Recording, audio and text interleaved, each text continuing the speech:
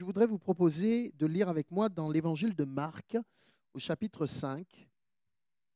Et on va commencer la lecture ici à partir du verset 21. Je voudrais prendre quelques minutes quand même pour expliquer le texte qu'on va lire avec les enjeux qui sont exprimés ici.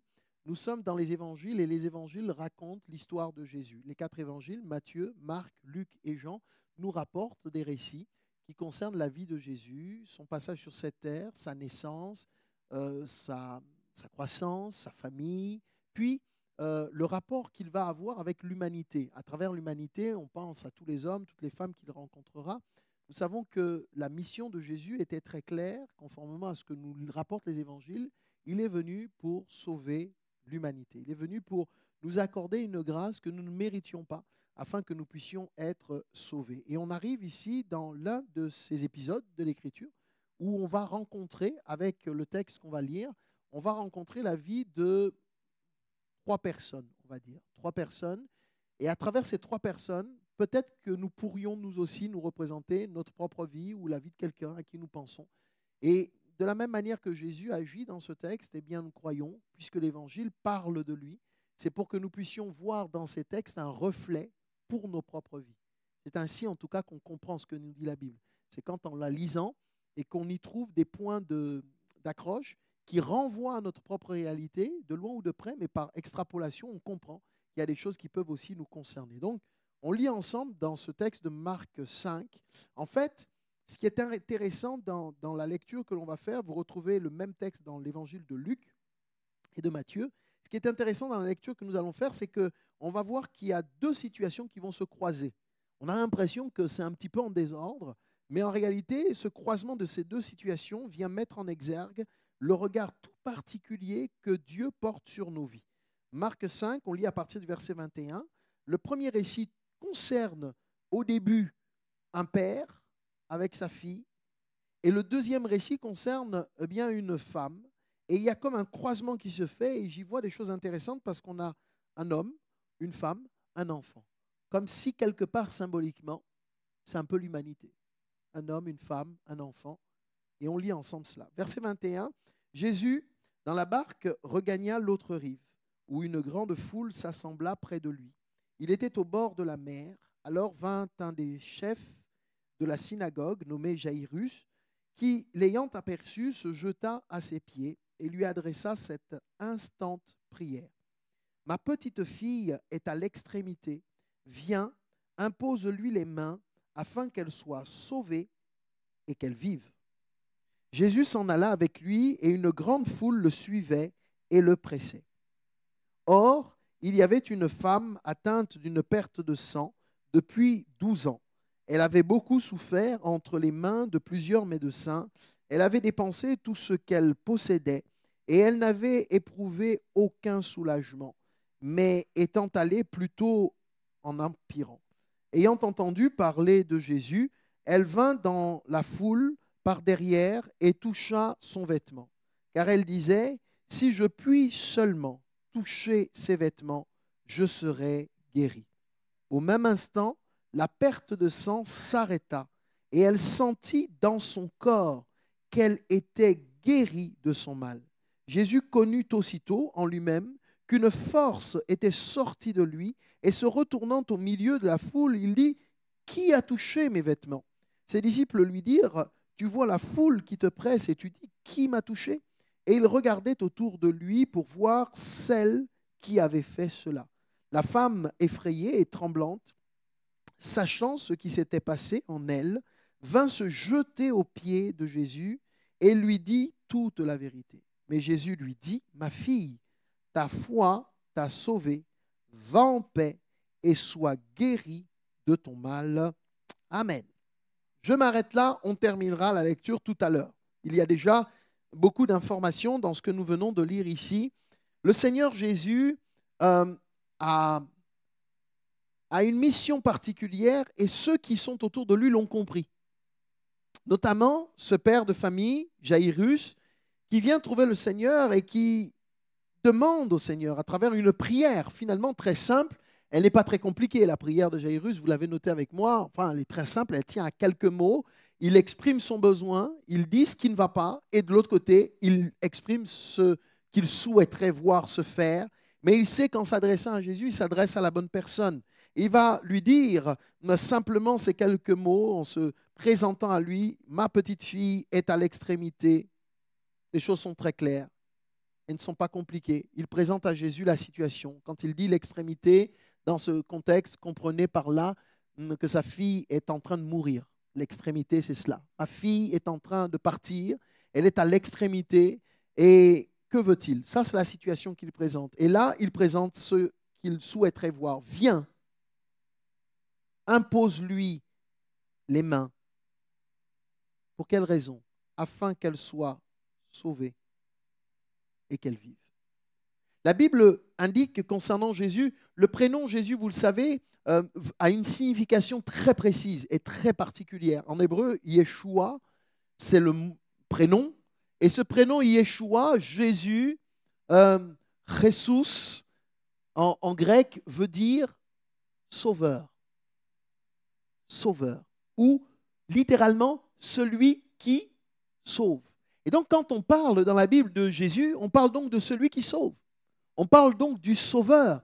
Et ce n'est donc pas par hasard que ce père, Jairus, vient trouver Jésus et qu'il lui demande de sauver sa fille.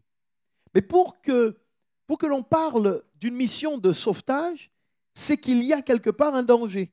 Pour parler de mission de sauvetage, c'est qu'il y a quelque part quelque chose qui nécessite en effet une action. Et donc, c'est ainsi qu'il faut comprendre le texte.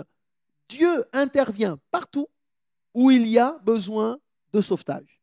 Partout où il est demandé, partout où il est prié, dans cette intention-là, parce qu'il y a quelque chose qui meurt, parce qu'il y a quelque chose qui s'abîme, parce qu'il y a dans ma vie un besoin, parce qu'il y a dans ma vie quelque chose que je ne contrôle pas, que je ne maîtrise pas. Seigneur, Jésus, toi qui sauves, sauve-moi. Et donc, Jairus est complètement dans le plan de Dieu. J'en ai déjà parlé, mais il est complètement dans l'ordre de mission de Jésus. Il est venu pour sauver. Et donc, quand sa fille arrive à l'extrémité, on imagine ce récit de ce père à la maison et qui constate que la santé de sa fille est en train de dépérir. Il constate que la vie est en train de partir de plus en plus.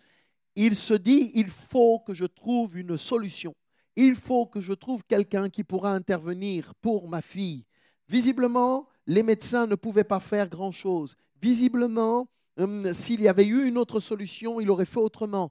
Mais il ne trouve pas de solution. Et la Bible nous dit qu'il va trouver Jésus. J'attire votre attention sur un détail. Pour vous qui lisez la Bible et qui la connaissez un petit peu, la Bible nous dit que cet homme, Jairus, est le chef, est un des chefs de la synagogue.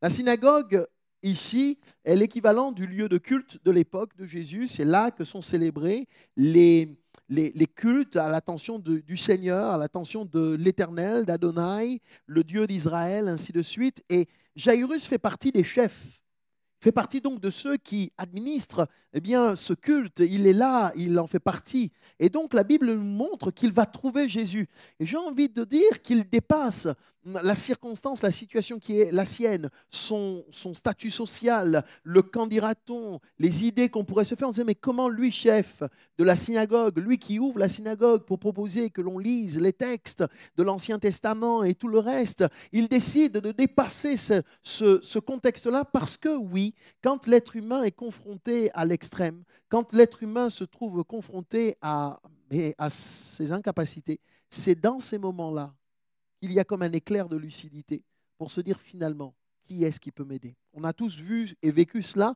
quand la Covid est arrivée, il y a quelques années maintenant, 4 ans, dans le monde entier. Il y a eu comme un repositionnement de tout un chacun. Les gens ont compris qu'en fait, on pouvait vivre différemment, on pouvait faire autrement.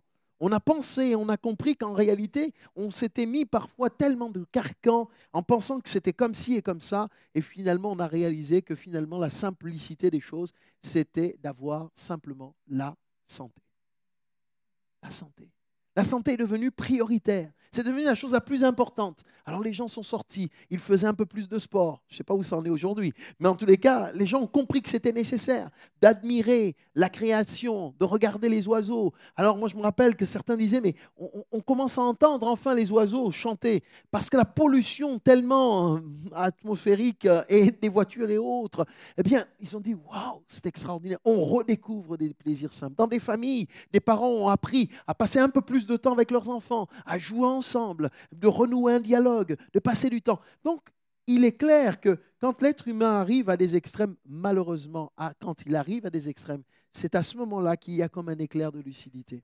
Parce qu'on se met tellement de carcans, parce qu'on construit tellement de murs, parce qu'on met tellement de choses, nous privant en réalité de la seule chose nécessaire, le salut que Dieu voudrait nous donner.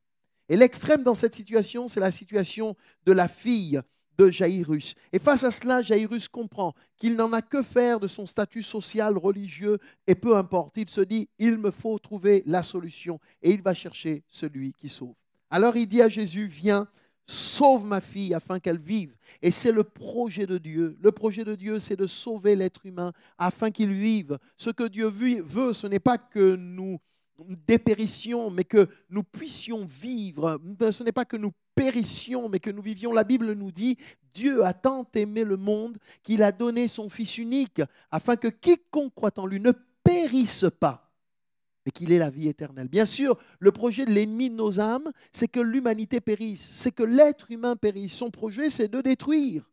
Mais Dieu veut que nous vivions. Et comprenez donc par cette circonstance et cette situation qu'il y a là un projet, une action de Dieu, mais voyez-vous, il ne s'impose pas. Il fallait que Jaïrus lui demande. Et Jaïrus lui demande, est-ce que nous voyons Jésus lui dire, attends, Jaïrus, je vais un petit peu te faire mariner. Non, non, non, non, Jaïrus, je voudrais que tout le monde sache que tu es venu me trouver et chercher à humilier Jaïrus d'une manière ou d'une autre. Non, la Bible nous dit que quand il formule les choses ainsi, le verset 24, Jésus s'en alla avec lui. Il n'y a pas d'ambiguïté. Quand on invite le Seigneur, quand on l'appelle à notre secours, eh bien, il vient. Il vient. Il s'en va avec lui. Et je trouve ça remarquable.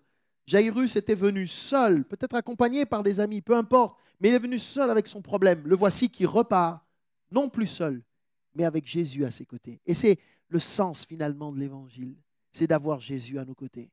C'est qu'il soit là avec nous pour nous accompagner sur le chemin. Quand on parle d'accompagner, le compagnon accompagné, c'est celui qui partage le pain. Littéralement dans le texte, enfin en latin, c'est celui qui partage le pain. C'est celui qui prend du temps avec.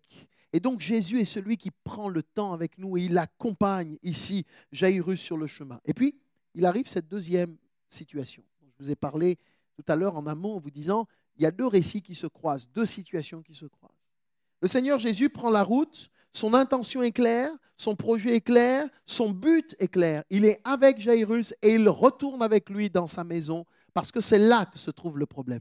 Il est important pour le Seigneur d'être présent à l'endroit où se trouve le problème, où se trouve la circonstance. Et l'Évangile nous invite à nous approcher de Jésus pour lui permettre d'entrer dans notre quotidien, de lui montrer où se trouve notre problème. Et c'est ce que Jaïrus est en train de faire et Jésus l'accompagne.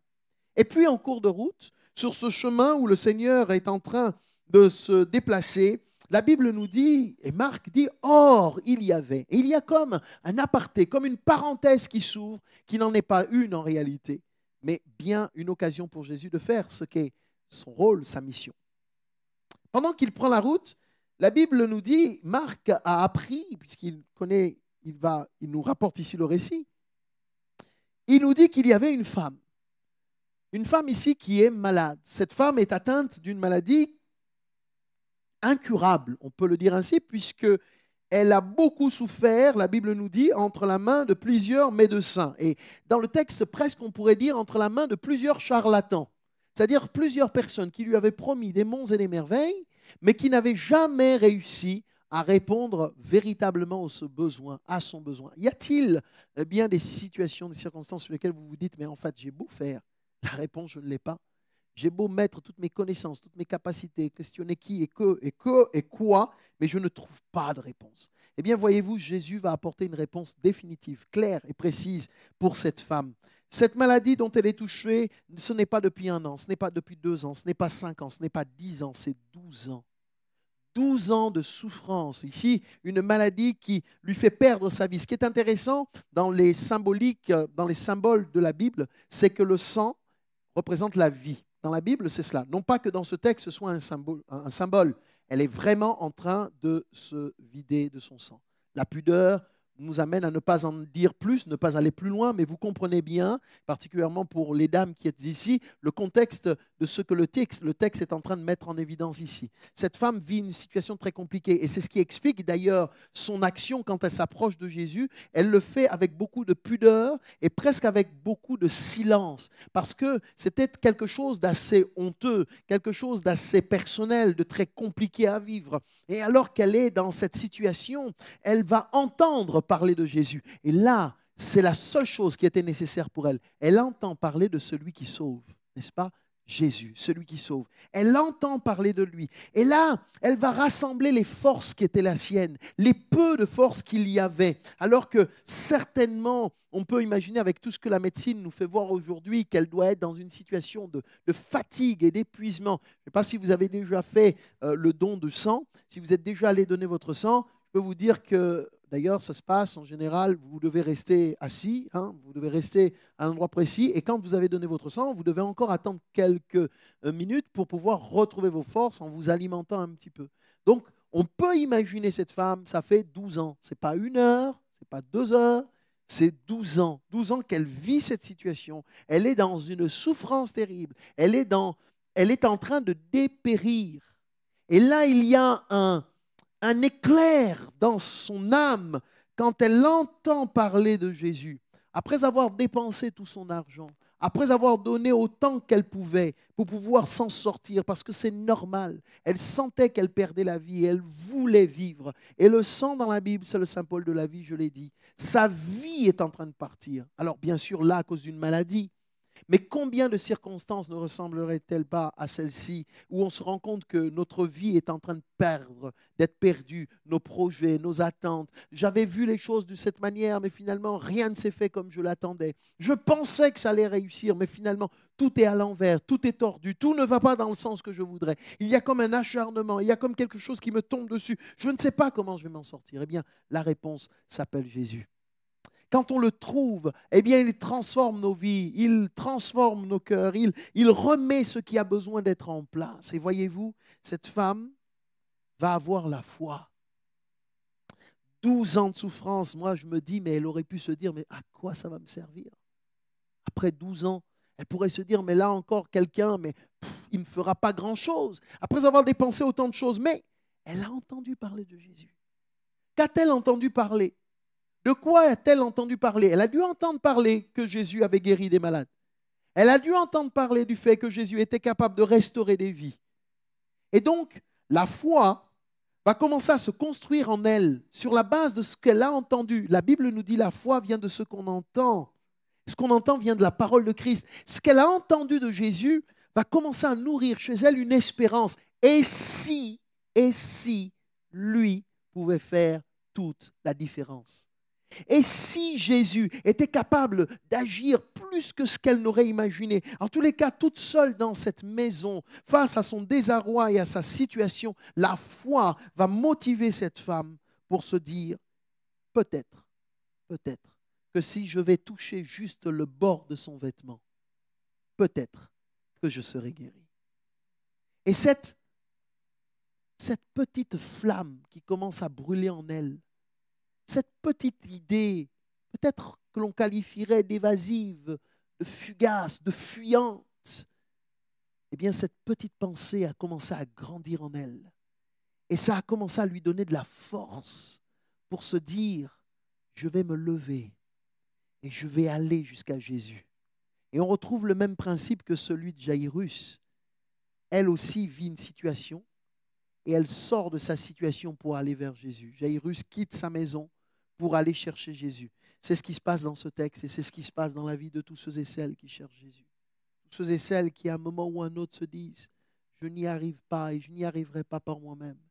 J'ai besoin que Jésus vienne à mon secours. » Et la démarche qui est la nôtre, alors bien sûr, vous n'allez pas faire un voyage en Israël parce que Jésus n'y est plus et c'est une bonne chose. Parce que maintenant, Jésus est partout. Ça veut dire que ce soit en Océanie, en Australie, en Amérique, en Afrique, en Asie, peu importe l'endroit, quels que soient les hommes, les femmes, les personnes qui s'attendent à lui et qui l'appellent, eh bien, il vient. Et c'est ce que ce texte nous fait découvrir. Eh bien, cette femme, eh bien, va sortir. Sa situation était empirée, la Bible nous dit. C'était allé en empirant. Alors, elle vient. Puis le chemin n'est pas aussi facile que ça, parce qu'il y a une foule. La foule qui est là autour de Jésus, c'est celle qui accompagne Jésus avec Jaïrus. Rappelez-vous, on n'oublie pas le récit. Jésus va vers la maison de Jaïrus et une foule, la Bible nous dit, une grande foule, verset 24, une grande foule le suivait et Marc rajoute, le pressait. Vous avez peut-être déjà certainement marché au milieu d'une foule. Alors la ville qui me parle le plus, là, forcément, ça va être Paris. Quand vous allez prendre le métro et que vous vous retrouvez là, bousculé par la foule, ce n'est pas toujours aussi simple que cela. Et il y a une grande foule, nous dit l'Écriture, qui presse Jésus. Et ils avancent. Alors que je parle de la foi de cette femme, vous comprenez qu'il fallait vraiment qu'elle ait confiance pour se dire, je vais passer au milieu de cette grande foule qui entoure Jésus et qui le presse. En général, si vous avez des cortèges, on l'a déjà vu, présidentiels ou autres, en général, vous avez une grande foule, vous avez la ceinture de sécurité et puis vous avez du monde qui est là. Et vous voyez cette femme, vous l'imaginez, au milieu de cette grande foule. Jésus doit être à peu près au centre de cette grande foule. Et elle va sortir de sa maison. Elle sait qu'il passe dans sa ville. Elle décide d'avancer alors que sa santé ne lui permet pas. C'est la foi, c'est juste pour mettre en évidence la foi de cette femme. Et Dieu va justement répondre à cette foi. Jésus va justement répondre à la foi de cette femme, à la confiance qu'elle a mise dans le Seigneur. Elle aurait pu se dire, il y a trop de monde. À quoi ça sert? Il y a trop de personnes. Je n'y arriverai pas. Non, elle est déterminée parce qu'elle sait, parce qu'elle est convaincue dans son âme et conscience que Jésus est capable de faire la différence. Alors, elle brave cette foule. La Bible nous dit qu'elle vint dans la foule, par derrière. Jésus est certainement en train d'avancer devant, donc comprenez les éléments du langage du texte. Elle arrive par derrière, donc elle doit passer au milieu de cette foule. Elle doit se faufiler. Et comme tout le monde est en train de presser, on est en train de se bousculer les uns les autres. Mais j'aime avoir cette femme qui, pas à pas, petit à petit, étape après étape, chaque nouveau pas qu'elle fait, elle sait que ces pas-là sont en train de la rapprocher de Jésus. Et donc, de celui qui sauve.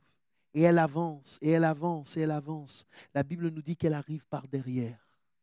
Et que fait-elle? Eh bien, elle va toucher le vêtement du Seigneur. Elle va toucher son vêtement. Elle va simplement le toucher.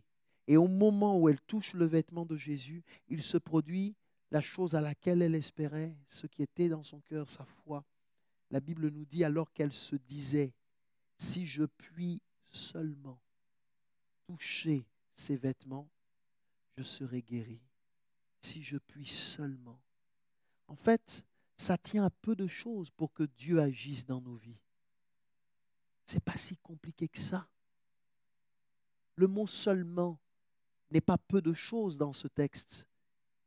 Si je pouvais seulement. Ça veut dire le peu que je pourrais faire. Seulement, juste ça, juste ça. Bien, voyez-vous, ce seulement nous montre que Dieu n'attend pas de nous des choses extraordinaires. Ce qu'il attend de nous, c'est que nous puissions seulement lui faire confiance.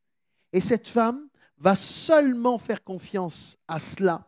Elle va toucher le bord du vêtement du Seigneur. Elle va toucher son vêtement, comme dit le texte ici. Et au même instant, moi j'aime beaucoup les textes de la parole de Dieu dans ce qu'ils expriment et dans ce qu'ils nous représentent. Ça veut dire que quand elle a touché le vêtement, au même instant, instantanément, il se produit quelque chose. Elle touche. Et en parallèle, immédiatement, quelque chose se produit chez elle. Et la foi, voyez-vous, est aussi simple que ça. Dieu ne nous fait pas attendre dans une salle d'attente en disant « Attends, j'ai d'abord des gens dont je dois m'occuper et je viendrai vers toi après. » Non, Dieu est pleinement attentif à notre besoin, à notre attente. Et quand cette femme montre cette foi, au même instant, son mal a été ôté. Cette perte de sang qui était là s'arrêta et elle a senti dans son corps qu'elle était guérie de son mal. Voilà ce que le texte nous dit. Puis là, il se passe une chose. Jésus ne va pas laisser cette action secrète et cachée. Il ne va pas la laisser dans le secret. Il va mettre en évidence, il va mettre en lumière l'action de foi cachée qu'a posée cette femme. Comment le fait-il? En fait, il met en exergue l'obéissance et la foi de cette femme. Il l'a voulu et nous lisons le texte parce que Jésus a mis en évidence quelque chose qui s'était passé. Parce que cette femme a été guérie. Ça veut dire, comme vous comme moi, en lisant ce texte, qu'elle pouvait se retourner et repartir. Sa foi, sa prière a été exaucée. Mais le Seigneur veut mettre en évidence quelque chose. Alors il se retourne, la Bible nous dit qu'il connaît, il sait qu'il s'est passé quelque chose. Il y a une foule autour de lui. Et puis Jésus va poser cette question. Qui m'a touché? Si vous lisez Luc, Pierre, qui est un des disciples du Seigneur, lui dit, mais Seigneur, tout le monde te presse, il y a une foule, et tu dis, qui m'a touché? Mais en fait, tout le monde est en train de te toucher. C'est ça qu'il faut comprendre, puisqu'il était pressé de toutes parts. Les gens sont là en train de se bousculer les uns et les autres. Alors ils disent, mais Seigneur, qui t'a touché? Mais tout le monde te touche en réalité. Et là, le Seigneur va dire quelque chose de très précis à ses disciples alors qu'il lui pose cette question. Le Seigneur dit, qui a touché mes vêtements? Les disciples, verset 31, lui dirent, tu vois la foule qui te presse et tu dis, qui m'a touché? Et il regardait autour de lui pour voir, Marc nous dit, celle qui avait fait cela. En fait, Jésus sait que ce n'est pas un homme qui l'a touché, il sait que c'est une femme qui l'a touché, celle, le texte précise. Il cherchait, il regarde pour savoir celle qui l'a fait. Donc il sait qui a fait, qui l'a touché. Puis, le texte nous montre que eh bien, cette femme va s'approcher de lui, elle va pouvoir lui exprimer ce besoin. Et quand on lit le même texte, par exemple, dans Luc, au chapitre, je vais le lire au chapitre 8, juste pour que vous compreniez ce qui s'est passé au moment où cette femme touche le Seigneur Jésus. Luc chapitre 8, je lis ici juste quelques versets. On va reprendre juste le récit ici, verset 44. Luc 8, 44. Elle s'approcha par derrière et toucha, et là, Luc va être précis, le bord du vêtement de Jésus. Au même instant, on retrouve la même précision, au même instant, la perte de sang s'arrêta.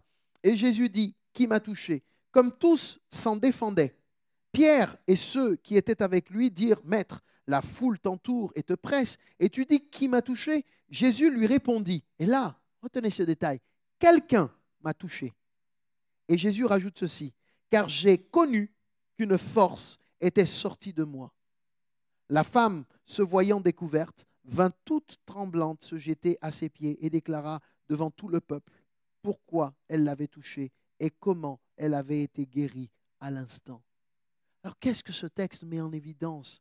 Jésus, alors que cette femme vient pour le toucher, et on voit ces détails des textes qui éclairent sur ce qui s'est passé, elle ne touche pas le vêtement en entier, elle touche le bord du vêtement. Et si la Bible nous parle du bord du vêtement, juste pour vous remettre dans le contexte, le type de vêtement que l'on porte à l'époque de Jésus ici, c'est une robe cousue d'un seul fil.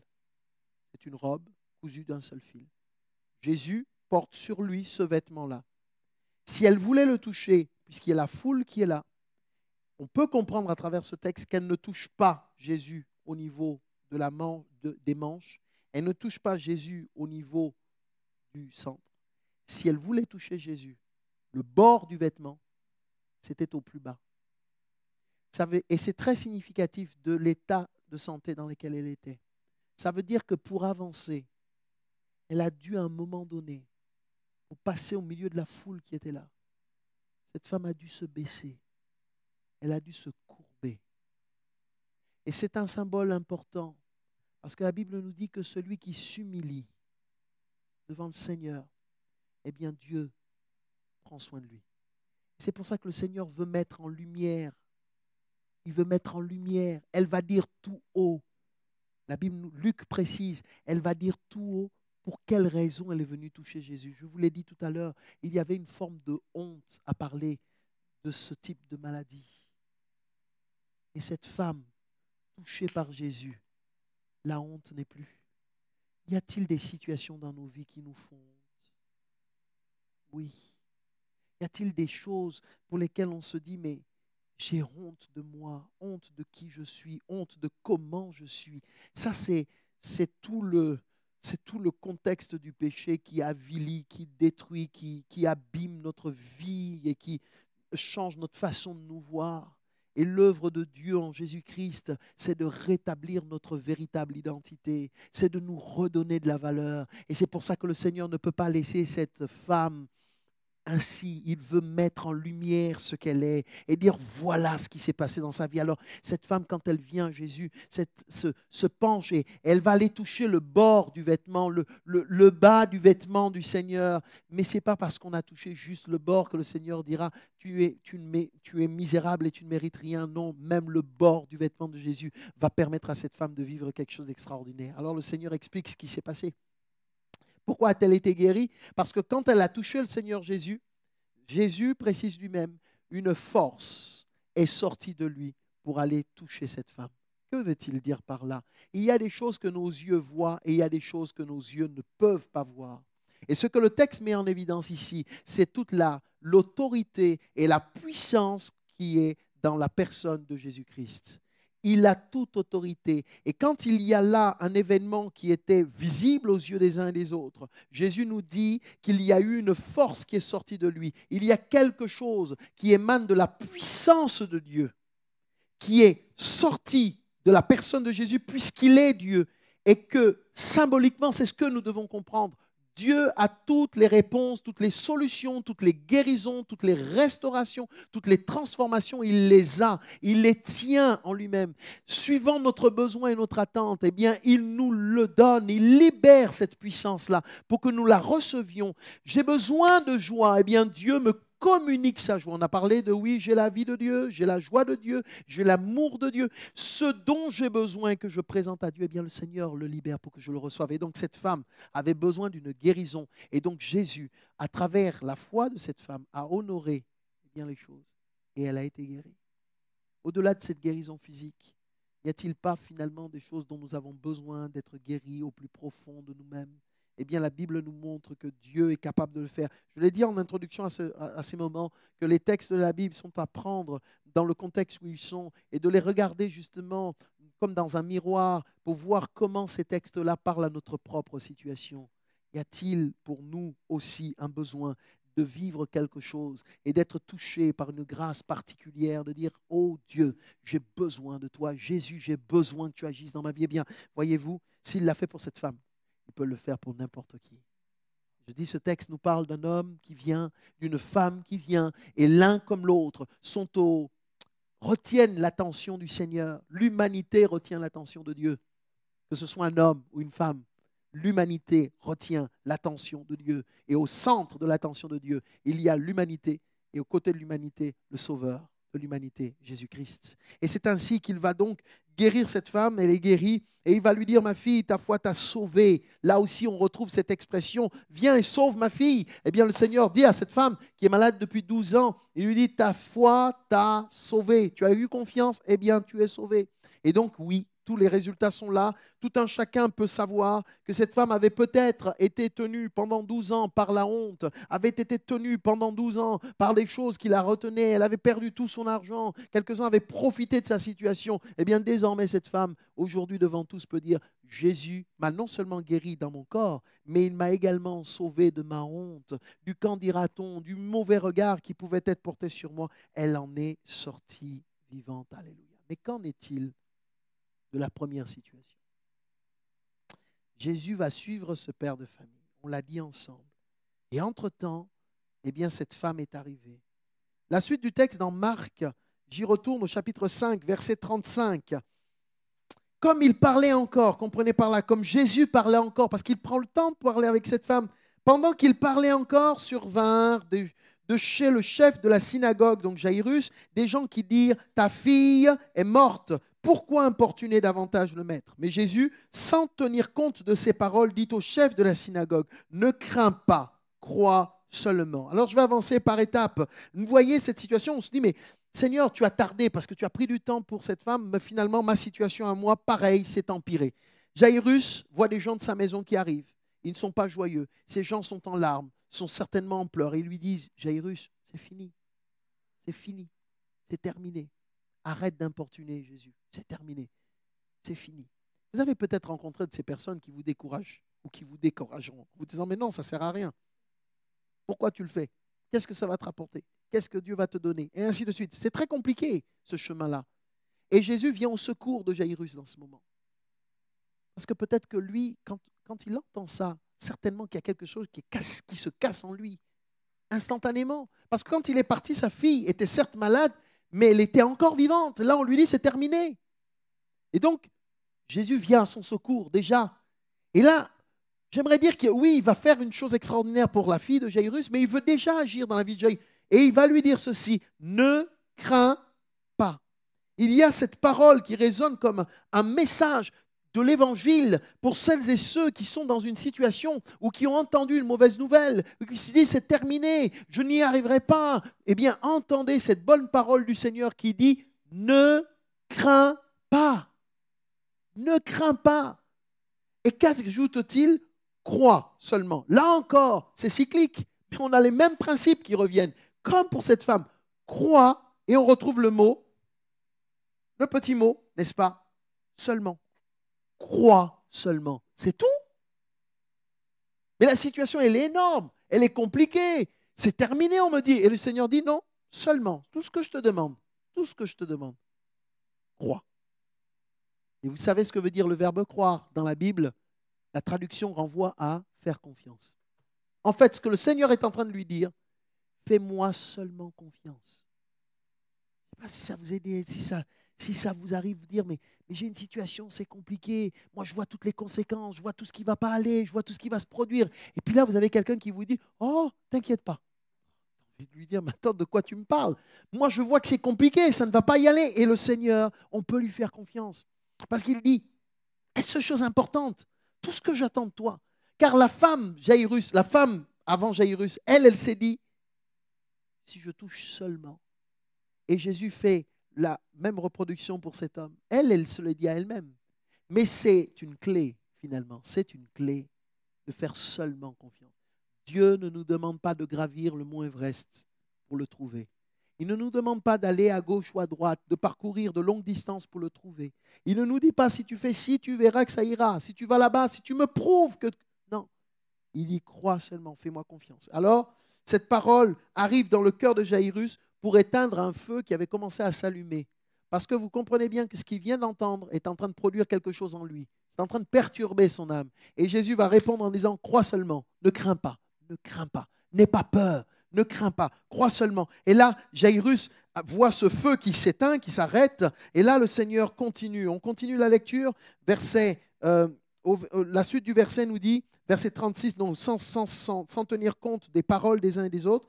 Et il ne permit à personne, verset 37, de l'accompagner, si ce n'est à Pierre, à Jacques et à Jean. Et heureusement qu'ils étaient là tous les trois, parce qu'ils peuvent rapporter ce récit que nous lisons aujourd'hui.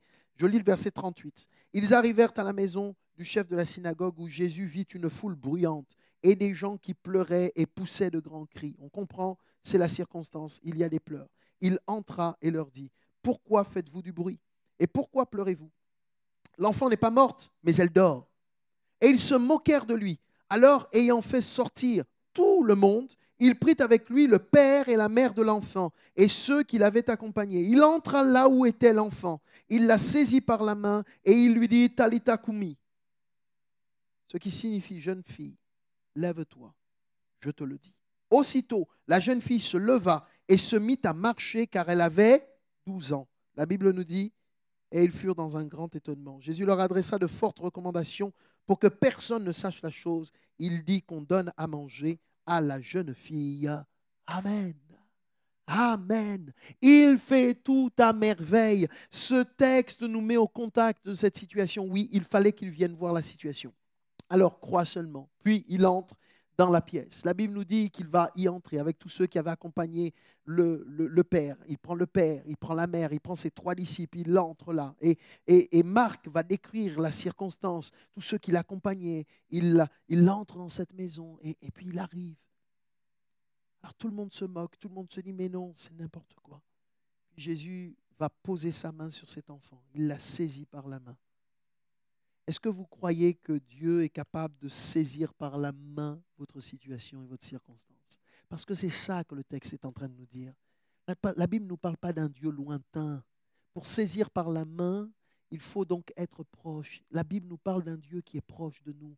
Et Jésus va saisir. C'est comme s'il disait, je prends en main la situation. Vous voyez? Je saisis, je prends en main. Je m'en saisis. Faire confiance à Dieu, c'est décider de lui laisser le contrôle. C'est-à-dire, je ne maîtrise pas la chose. Et là, le Seigneur va saisir la main de cette petite fille. Et il parle ici, dans cette langue qui est la sienne, traduit ici dans le texte en lui disant Talita Kumi. Jeune fille, lève-toi, je te le dis. Et c'est cette parole de Jésus, là aussi, qui va être source d'une puissance pour transformer les vies. La Bible nous dit rien de ce qui existe n'a été fait sans la parole de Dieu. C'est le Verbe, littéralement le Verbe, la parole. C'est la parole de Dieu qui a transformé la vie et une parole de sa part suffit. Alors il dit, il déclare. Alors que tous disent, mais elle est morte. Le Seigneur dit non, elle dort. Et en réalité, lui, il a le moyen par la parole qui est la sienne de ramener la vie dans le corps de cette femme, dans le corps de cette fille de 12 ans, par sa parole. Il est capable de ramener son âme, parce que c'est le principe ici, n'est plus là. Son corps est là, mais n'est plus là. Et Jésus lui dit, lève-toi. Et cette fille, la Bible nous dit, ouvre les yeux. Bien sûr que ce texte est extraordinaire parce qu'il montre et met en évidence et en même temps, il nous rappelle que rien n'est impossible à celui qui croit en Dieu. Rien n'est impossible à celle ou celui qui fait confiance au Seigneur.